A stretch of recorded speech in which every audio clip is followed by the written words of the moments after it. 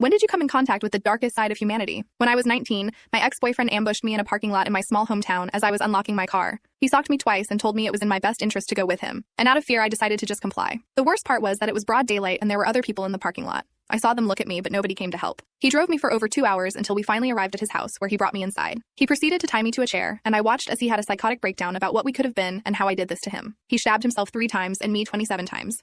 And every time he drew red from either of us, he'd tell me this was my fault. He'd sit there and interrogate me right after, asking me what my current boyfriend had that he didn't. He ended up using the red he drew from me to write our names, followed by a love heart on his wall. After 4 hours, he stopped what he was doing, and I watched him have another psychotic breakdown in front of me. He fled his house and left me tied up after it. And I sat there for at least another hour before I started trying to break free. I ended up surviving that day, but sadly I think that's the worst thing that could have happened to me. You see, during those 4 hours, I refused to react to anything he did to me and refused to speak to him. I just sat there and took everything. I knew he wanted to cause me pain, so I found a way to completely disassociate myself. Unfortunately, the dissociation never left, even after it was all over.